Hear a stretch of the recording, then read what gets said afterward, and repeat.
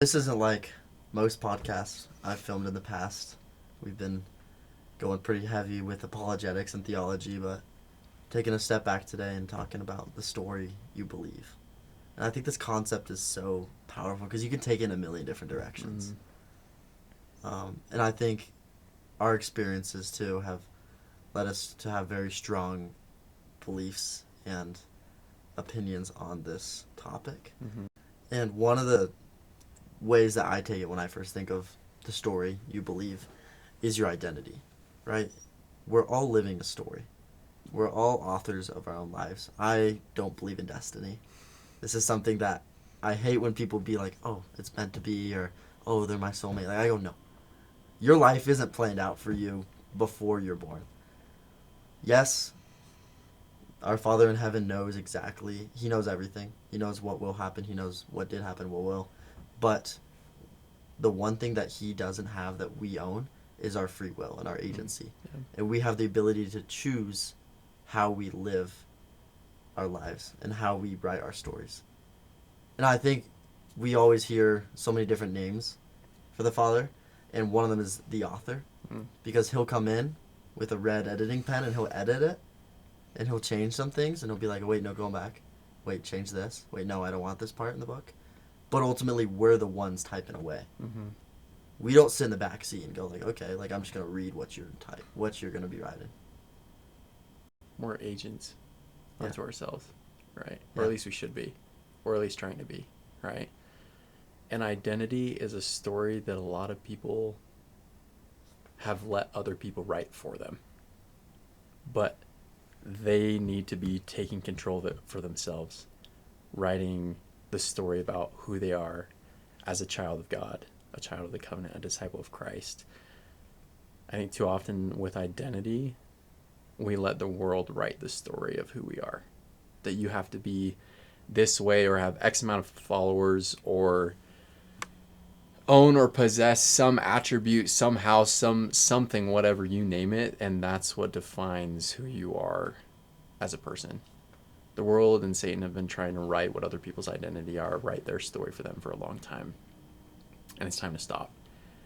Because it can be so harmful and so destructive when you let somebody else write a story about you that's not true. That's not the story that God wants for you to believe. And it can be really confusing because you're like, well, is this a story that God wants for me? Is this a story that the world and society has written for me? Is this the story that my parents has written for me? Like, there's so many different stories that people around you will want and the world will try and force you into believing. Mm-hmm. And none of them should be, I mean, maybe it aligns with it to some extent, but and I think that was such a big struggle for me is I'm such a big people pleaser and I'm such a yes man. And I've been working on it, but it's still something I struggle with. I love making people that are important to me proud. Yeah. And whenever they want something from me, I try so hard to do it, and it's not always aligned with what I want or what I should be doing or what God says, no, this is what you should be doing, not this. I know this is what Brayden wants you to do, but it's not what I want you to do, and I know it's not what you want to do. Yeah. But it's really hard to kind of sit back and be like, okay, wait, this isn't my story. Yeah, there's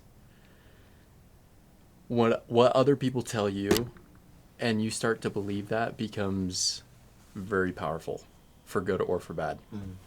And there's a story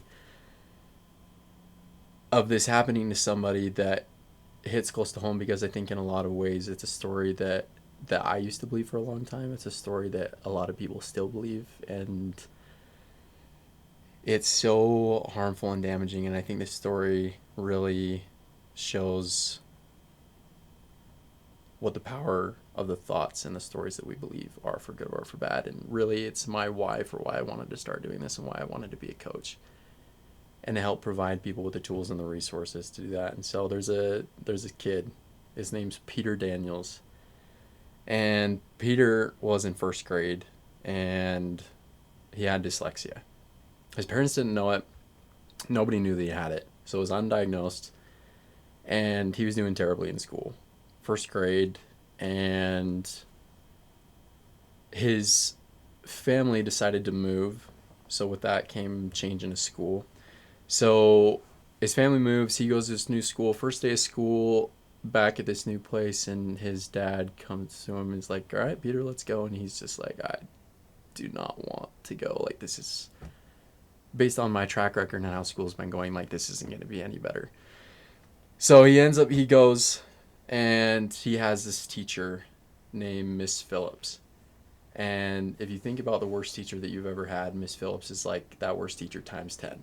Like, it was awful. And he he goes to class, and because of his learning disability with dyslexia, his teacher unfortunately just did not like Peter because he struggled so badly in class.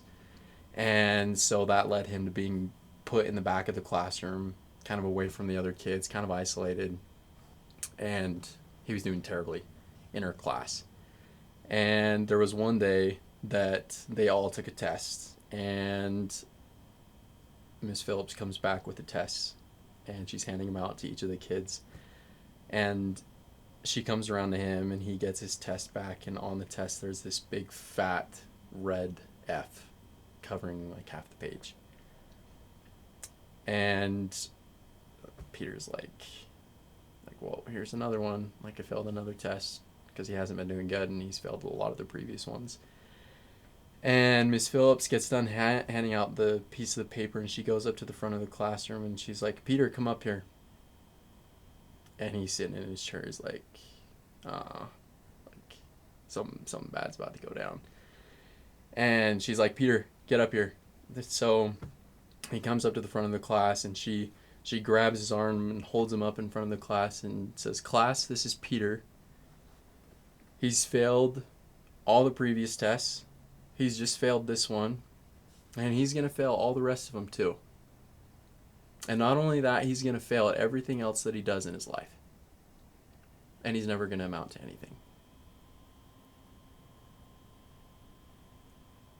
And Peter, from that day, has this story ingrained in his mind that this is who I am. That I'm dumb. That I'm a nobody. And that I'm a failure. And that I'm going to fail at everything else that I do in my life. And Peter goes throughout his life believing this story. Gets out of school, and through a lot of turn of events, he wants to get into real estate and start a business and go big. And everybody, including his family and his entire life, people have been telling him this story: "Peter, you're not going to be able to do it. You're a failure." And Peter, after a long, long time in this fight, learns how to change his thinking and the story that he starts to believe. And he ditches that old story that people had told him for a really, really long time. And eventually he gets to the point where he becomes a billionaire over one of the largest, real estate groups. And he writes a book. And you want to know what the book was called? It's called Miss Phillips, You're Wrong. And it's about his story of overcoming the story that he used to believe. I think so many of us have a lot of Miss Phillips. Whether that other people have told us, that we have told ourselves, or the world has told us that you can't do it, you're no good. Or maybe it's about God. Maybe Satan is that Miss Phillips. He's like, "You're never going to be forgiven for this. You've gone too far. There's no coming back." Maybe the Miss Phillips is you inside your own head saying, "I'm not enough. I'm not worthy. I can't do it." And that's why I wanted to be a coach. That's why I wanted to start this, because there are so many people, me included, who have had that story and those thoughts in our head saying, "You can't do it. You're never going to go anywhere." But that's not true. And that's why I wanted to be able to give people the tools and the resources and the ability to be able to help them say no to their own Miss Phillips, if you will. To believe the better story that's actually true. That helps you to show up the way that you actually want to, the way that God wants you to show up. And so I think And we know from both of us having personal experiences, the story we tell ourselves is powerful. But it's time to stop believing that one. And it's time to start believing the better one. I'm intrigued. Who, who or what were some of your Miss Phillips? Dude, that's a really good question. I had a Miss Phillips for a long time that in order to be loved, I had to be in a relationship with somebody. And you can imagine how that goes sometimes, especially Provo, Utah culture dating. And Oh boy. if you're not in a relationship, then oh man, you must be doing so not good. Like you must not be loved if you're not dating somebody, if you're not engaged or married like it seems that everybody else is. And that gets down on you after a while, that in order to be loved you have to be in a relationship, because that makes things so hard when you get friend zoned, or date doesn't go how you thought it would, or a relationship doesn't go the way you panned out, and you believe that you don't have worth. That's a story I used to believe for a really long time. I used to believe that I had to look a certain way in order to be loved, to be recognized or praised, or to have value. That's when I fought a lot in high school. And just my self-esteem, that I wasn't good enough and that I didn't have value unless I had X or Y or Z. And it took a long time, but we believe a better story now. There was a Miss Phillips in my mind about God, and that I had to be perfect in order for God to love me, in order for me to have worth to God. And that was really destructive for a long time. And I lived in a lot of fear. Fear about God. Fear about what would happen every time I messed up. But I believe a different story now. That Miss Phillips is gone. And when I finally learned how to do that, man, that was a game changer. I want to flip it back on you, though. What's a Miss Phillips that you've had before? Man, I think we could all look back in high school just shaking our heads and kicking ourselves, right? It's just some dark and lonely times for me. I had a lot of Miss Phillips on specifically addictions and who I was and my strength as a person. I told myself and I believed that I was weak.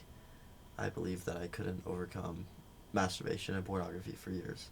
I believed that I didn't have it in me to have a long-lasting friendship or relationship. I was the king of burning bridges. I just was so short-sighted in everything that I did, and I wanted the next shiny object, whatever it was, an opportunity, a person, a girl, whatever it could be, and I just would jump, and I kicked myself, and I hated it, and I wanted to get out so desperately, but I believed for years that I was stuck.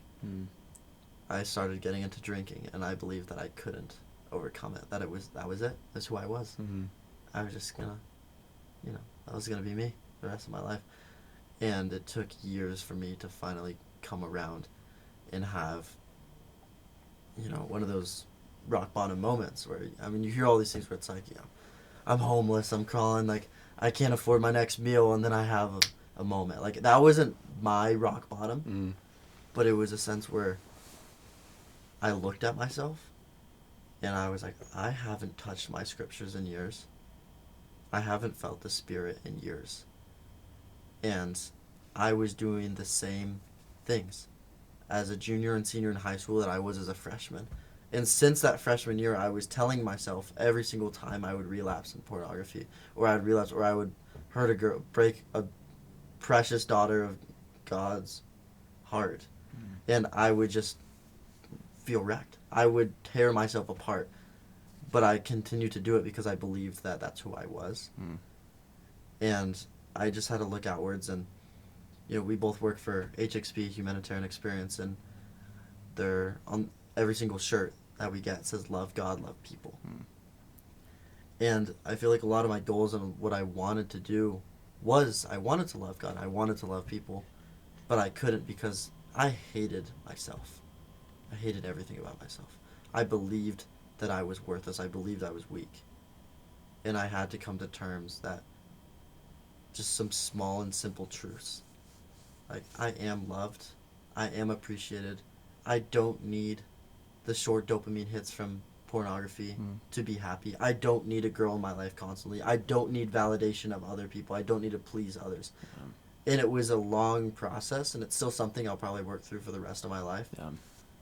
But that was the biggest thing before I could turn outwards and love God and love people, is I had to believe that I was worth loving. That's so powerful. Because I think that, especially when it comes to addictions, and especially with pornography, and I remember when I struggled with that so badly in high school, the image that you see in other people, especially because that story is mixed not just with images and stories, but chemicals and hormones, and that brings in a whole different part that makes that story so much more believable, that people are objects for gratification. It's just for me, right? And those are really, really hard stories to break, but they are breakable, and they are changeable stories. And I hope that people can know that wherever the story is, whatever the belief is, whatever the addiction, whatever the problem is that you're working through, there is hope to change it. That's why this is good news. That's why the gospel is good news. Because God is like, look, you believe a story about me or yourself or about other people that isn't true. And that's why I've got this good news gospel for you, to be able to help you believe the even better story, to show up and live the kind of life that I do. God sees the best. He believes the better story about us, especially when the rest of the world would choose not to see the better story in other people. That's why God is so good. That's why I love those scripture stories of him in the New Testament having dinner with publicans and sinners, and picking people like Matthew, a tax collector that all the Jews hated, picking Peter, who himself felt like an unworthy, unqualified fisherman. God is so good because he chooses to see the better story in people when everybody else would choose not to. God believes the better story. And that's something that I personally want to do and have been trying to do even more, is how do I see people? What's the story I tell myself about the man that I see right in front of me, or the people that I walk next to on the street? I am so grateful for a God that chooses to believe and see the better story in me. Because those redemption and comeback stories are, those are so powerful. And I love reading those, and people love reading those. Because God could have chosen to say, oh, Brayden and Drew, here you go again, you're in your pornography addiction, and we're going to just leave you how you are. You can't come back from that.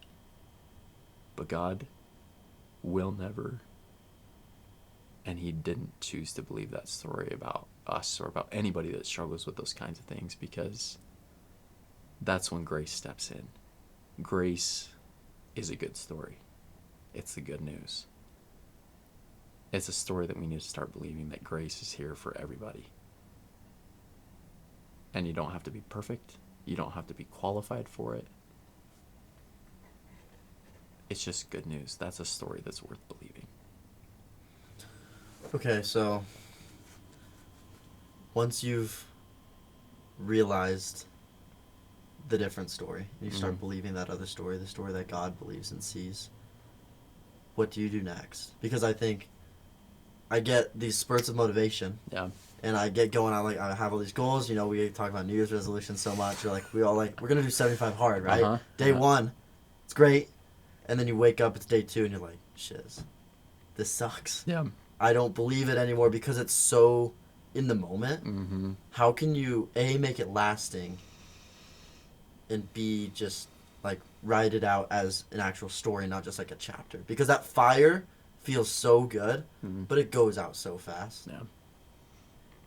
I got a couple thoughts, and then I want to hear what you think Okay. about it too. So in coaching, there's a principle we call highways, and the stories or beliefs that we have, the Miss Phillips, they're like highways in our mind, in that we've built them up and we've driven on them for a really, really long time. The longer that you drive on it, the stronger that it gets, right?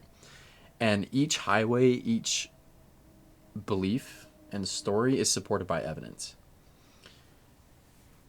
So for instance, let's take self-image. Let's say that I believe that image is determined, or that it is blank. And then I support it with all these reasons that social media has told me, what other people in the past have told me that I'm supposed to look or act or be a certain way. So we start compiling all these reasons why this highway, this thought is true. And in order for me, at least what I've seen when I've coached people and when I've worked through this for myself, is you have to start compiling up evidence and reasons for why the other belief is true or could be true. And you have to start getting rid of the reasons why this side isn't true. But it's hard. It's really hard, like you said. You got the New Year's resolution. I want to lose 100 pounds, and you got the fire within you because you see all the what it could be, right? And then day 2, 5:30, your alarm hits, and you're like, that's not worth it. These highways that we've built up for a really long time, especially the stories that we need to stop believing, we've been going on for so long, that these other highways, these other thoughts to expect the best or to believe the better story, it's like starting from scratch. We got to clear sagebrush. We got to get the lot purchased. And then we got to start getting the brick and the cement. We got to get the trucks rolling. And all of that takes time. But if you can start looking for pieces of evidence to support why that story is true and reasons why this story isn't true, and then you start to believe this story and think about it more than you do this other side, this highway is going to be the one that you start driving on more, and it's going to get stronger. It's going to get more built up, and soon this one's going to start to fade away. Every time you have a thought, let's say for instance, because we're just talking about identity, I'm not good enough. Immediately change that thought to being, I am good enough. Because as soon as you start to think and believe the other story, this one starts to grow and this one starts to die.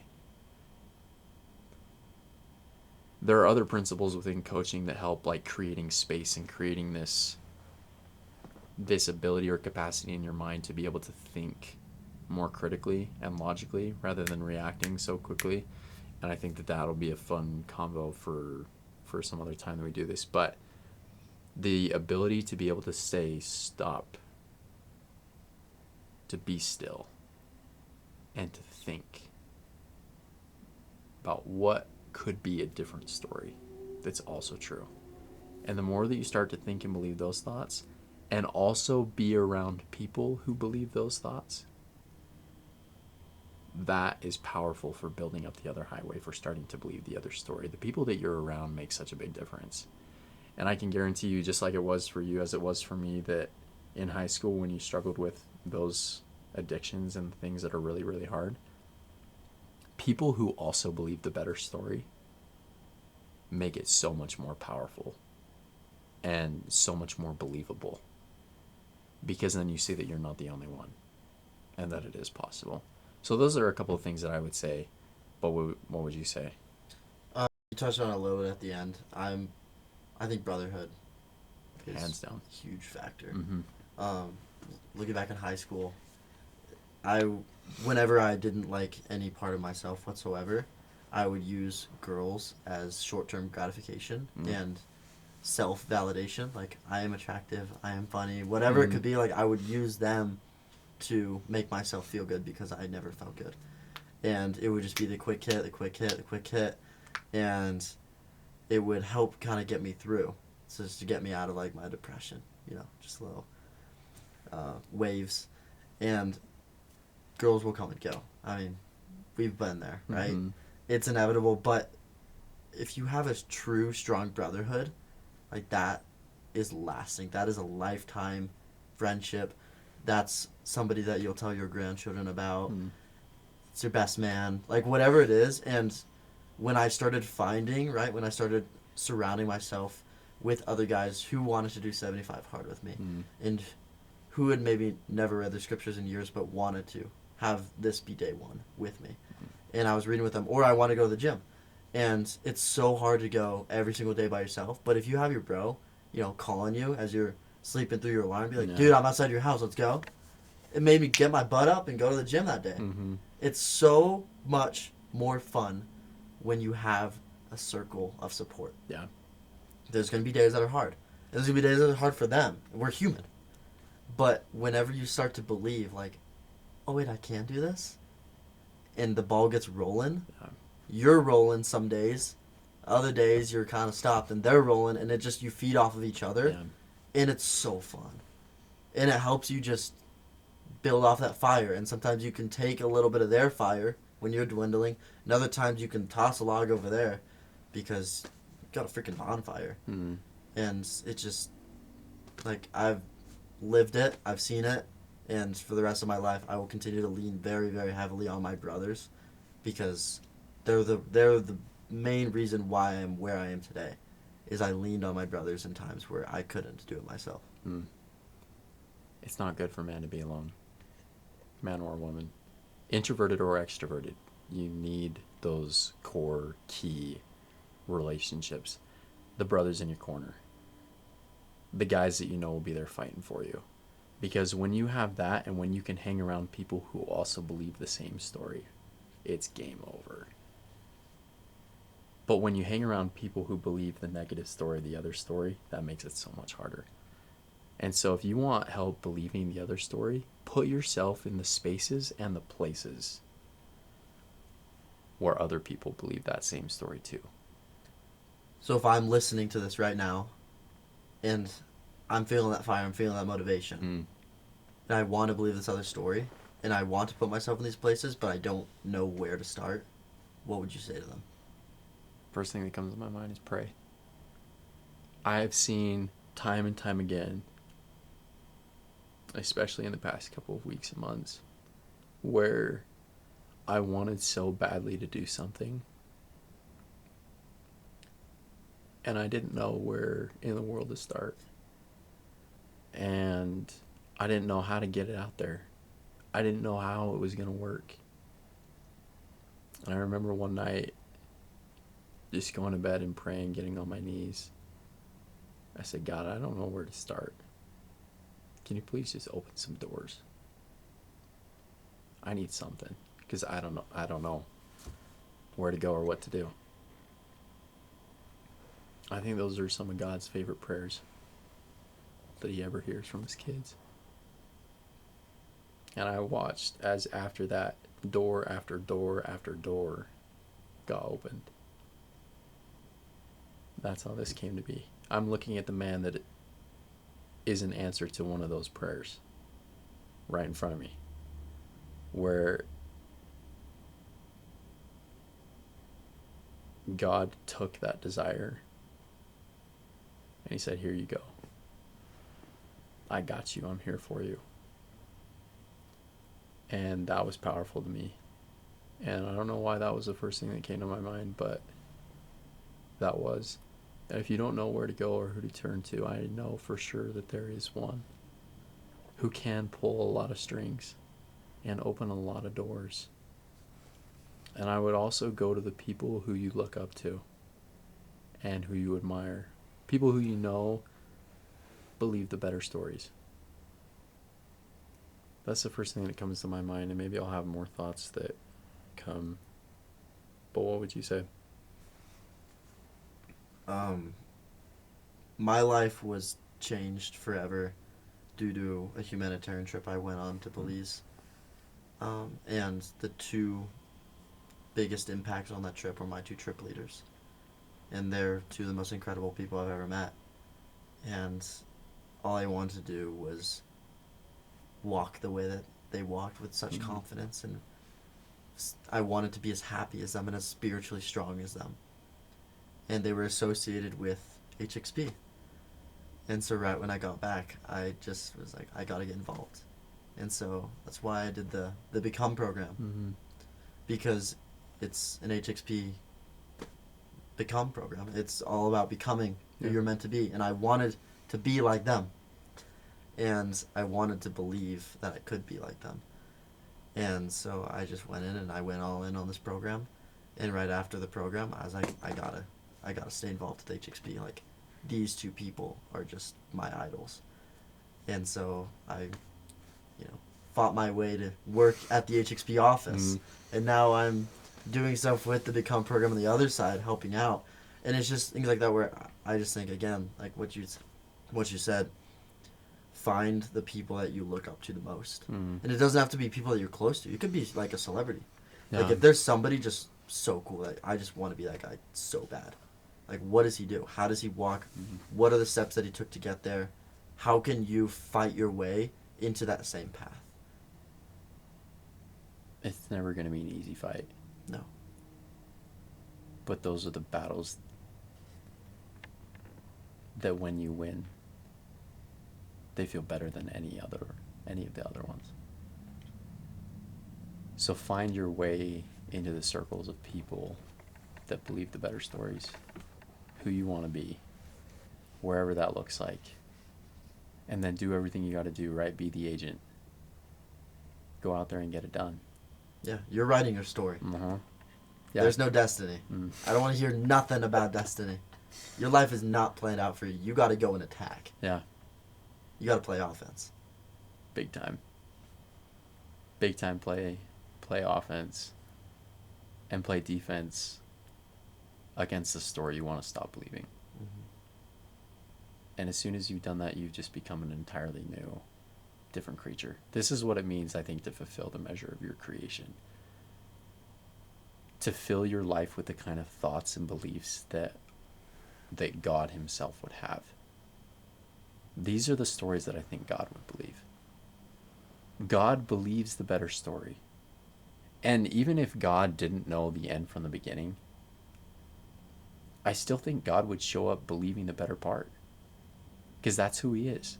And that's why he shows up confident and empowered and the way that he does. God hath not given us the spirit of fear, but of power and of love and of a sound mind. And that all starts right here. Right here. So believe and try to believe and pray with every fiber in your being, and then act on it to believe the better story. One of your favorite terms that you constantly say is expect the best. And I think you just hit it on the nail. God expects the best out of us, out of our stories. He said, you're on this earth and I'm expecting the best out of you. And you better expect the best out of yourself too. Yeah. I love that. We have to expect the best in everything. We talk girls a lot, as guys do. And I think we were talking about 2 separate dates that we had. And one of them, you said, I don't know if this girl really likes me. I don't know if I'm going to show up. I'll see how it goes. And the date didn't go as well because you showed up already expecting that's not going to go amazing. And then the next date happened. You're like, this girl's going to leave the date wanting to marry me. And maybe she did, maybe she didn't. But the way you showed up is you were like, I'm going to act like there's not a better guy out there and that I'm her husband. This is, you just got me started. You just got me, oh man, I love, this is one of my hot topics, y'all. This is something that I'm super passionate about, and I'm glad you brought it up, because I am so sick and tired of people, me included, expecting the worst. Stop expecting the worst and start expecting the best. Because you show up a completely and an entirely different new person. So let's take the date one, for example. You have one individual who, before going into the date, is thinking like, nah, bro, I don't know if this date's really going to go anywhere. I don't think she's into me. She's too cool for me. All the thoughts, right? We've all thought them before. Same person, same date, let's say switches that thinking to expect the best and is like, yo, I'm going to leave this date with a second date. She's going to be all over me. And we're going to be engaged in a couple months. That's a little extreme, right? But that's expecting the best, right? And when you think about those two people that go into that date, which one do you think is showing up as their true selves, their true, empowered, confident, full selves? The selves that they've fulfilled the measure of their creation. It's the one who's expecting the best, right? So, funny example, football game, Saturday, BYU double OT, right?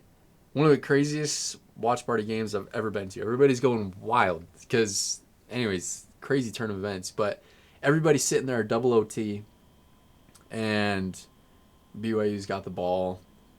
And I had this thought in my mind. I was like, to try it out, try this thing that obviously I'm preaching, right? To expect the best and see what happens, believe the better story.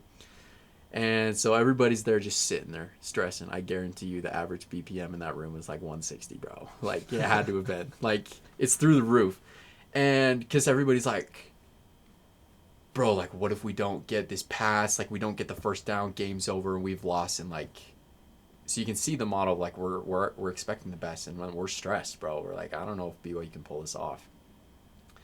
So in that moment, I decided to try. I was like, okay, we got it. We're going to win this game. Easy. And it was interesting how that simple mental flip, I just stood there next to everybody else and I was like, hey, bro, we got this next point. Like, we're going to win. And everybody's around there just like stressing, like, bro, like, come on. Like, what do you mean? And so I just sit there. I was like, just watch. And in a turn of events, BYU ends up winning the game. That next play made just the gameplay, the one that we needed. And I was sitting there just calm, peaceful. My BPM was still up a little bit because I was excited, right? But I was more calm than the other person, and it applies to everything. When you get a text from your girl saying, hey, we got to chat, your first instinctive reaction is to do what? Freak out. She's going to break up with me. Panic. It's over. I'm expecting the worst, right? Why do we expect the worst for everything? Instead of thinking when we get the text, hey, can we chat? Be like, bro, she's going to talk about getting engaged right now. I don't know why I keep talking about getting engaged. But something you're trying to tell us, Brayden? No, I don't. I'm not getting engaged anytime soon. But that's in my story somewhere. Don't worry, I'm working on it. So we're... But why don't we expect the thought, like, we're just going to have a really good chat and things are going to go really good? What does that make you feel? After that, you feel peace, you feel calm, and you're going to show up going into that conversation how you want to show up. So often, I believe this story and people tell it to me. I hear it all the time. It's like, Brayden, I am just going to expect the worst about not. So let's talk about internship, getting a job. Statistically, it's really unlikely that you're going to get this job. And people come to you and say, I'm just going to expect to not get in so that when I find out when I don't actually get in, I'm not going to be as disappointed. I'm like, bro, I hate that. I hate that so much because in the end, let's all face the facts. We're saying that we're trying to not expect the best so that we're not as hurt when we find out it actually doesn't go the way that we want to, right? That's kind of the hope, the story that we're telling ourselves. But you can either be the person going into that interview or that job expecting the very best or expecting the very worst. Hate to break it to you, but either way, if you don't get it, both people are going to be disappointed. Whether you tell yourself you're not going to be as disappointed because you've expected the worst isn't true. You're still going to be sad. You're still going to be upset. But the person who went in believing, let's say, bro, I'm going to get this job, then doesn't get it.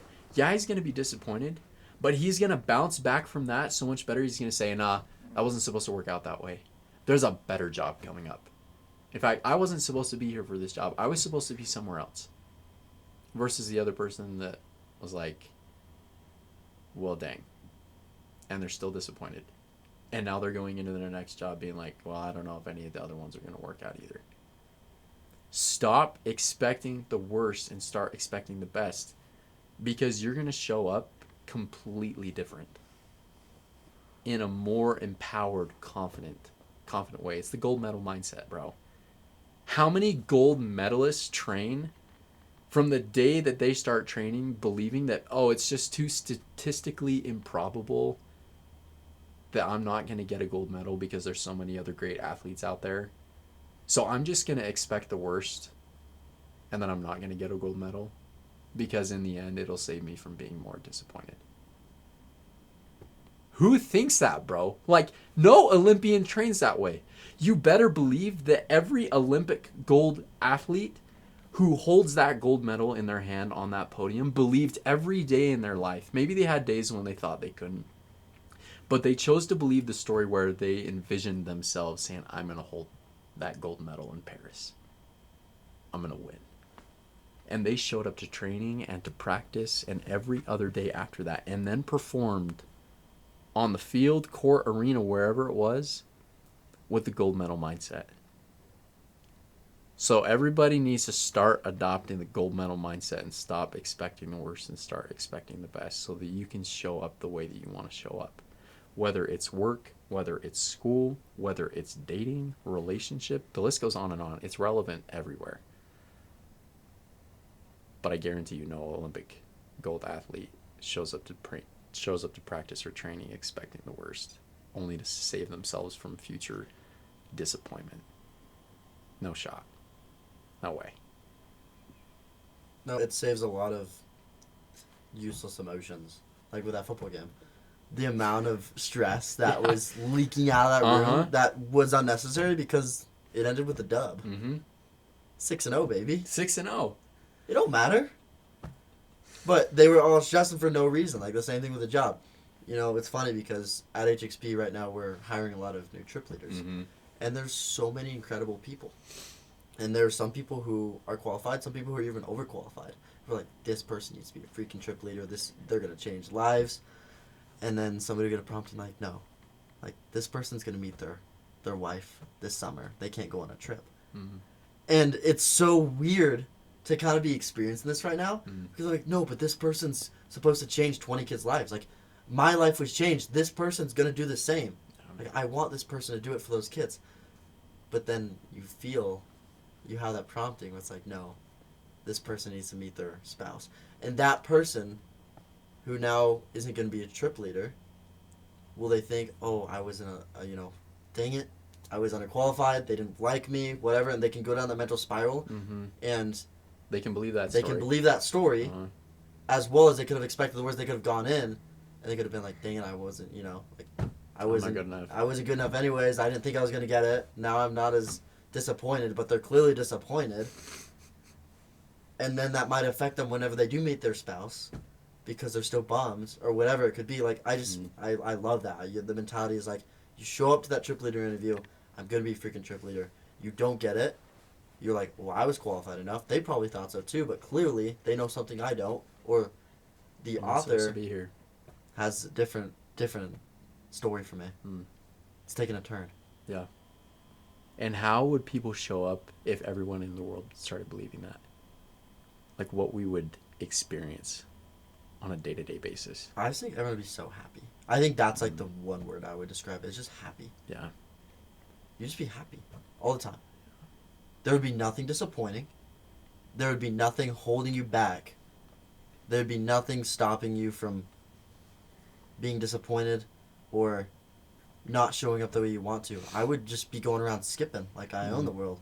Because I'd be like, I am the best at what I do. I am happy. The people around me love me.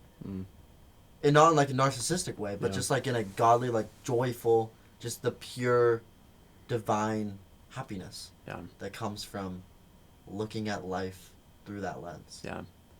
And not going to lie, I still think that there are going to be really, really hard things that people go through. Let's talk death in a family. That hurts. Big time. And maybe Maybe you had stories that you were telling yourself about that individual and that they were going to keep going and that you thought things were going to go differently. Like things, life, reality still hurts, but you have peace. Like it's okay. They're in a better place. They're where they need to be. At least I get to see them again. Believe those stories, right? Because you're right, life and reality still does happen. But the person that then starts to believe those thoughts after something tragic, I mean, that was pretty drastic, right? But you still show up with the fruits of the Spirit. That's the way that God would show up. At least I think so. And I think it's interesting that you brought up the word happy, because the first thing that came to my mind about the people who I think, if I look back in my mind and in my story, were the first people to teach me this concept of believing the better story and expecting the best, were the people of Africa on my mission. They don't have anything, yet they have absolutely everything. And you go to these third world countries, and I saw it, and I got there, and I was so confused.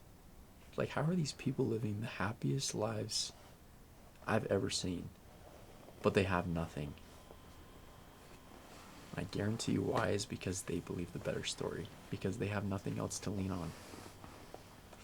They choose to believe that God is there for them. That He shows up. That He's existing. That He's real. And the way that they view and see each other in their relationships, they're incredible. They believe the good news. That true good news of the gospel. If they expected the worst, they couldn't show up for what they have to show up for. Because like I said, they barely have anything. They're barely holding on to whatever job that they can get that day to support their families. Like, life is rough. But yet they show up exactly how you just described, because they choose to believe in the story that things are going to be okay. That I've got God and He's got me. That we're going to be able to do this together because we're a family. So I think that's interesting that you brought that up, because I think that they were some of the very first people that taught me how to start believing that story. That things were going to be okay and that things were going to work. Because they didn't have anything else to fall back on. It was just Him and each other. The brotherhood, right? The family. And they all believed that story. You cannot walk away out of a trip from Africa just feeling like on cloud nine.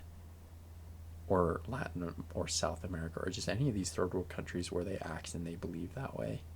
It changes you. That's the kind of life I want to live. That's the kind of life that I think He lives. Because I walk out of those third world countries and I come back home and I walk out of the temple and I feel the exact same way. I feel that happy, that joy. Man, the temple teaches you a really good story to believe. That's a place you want to be in, with people that believe that story. Jeez. This was a very different conversation that we normally have on this channel. Yeah. But this was probably my favorite podcast episode I've ever recorded. I think this is something that everyone needs to hear. Whether you're in the apologetic space, whether you're in the devotional world of the church, I think this is something that every single person needs to hear. But thank y'all again for listening in on a little bit different of a conversation today. Check out our Instagram, just at No One Hallowed Hand Pod on TikTok, Instagram, Spotify, Apple Podcasts, YouTube, whatever. And also go give my boy Brayden a follow. It's at The Story I Believe. You can also DM him on Instagram. He does coaching. It's all about faith, wellness, whatever you want, helping you believe the story that you want to believe. Yeah.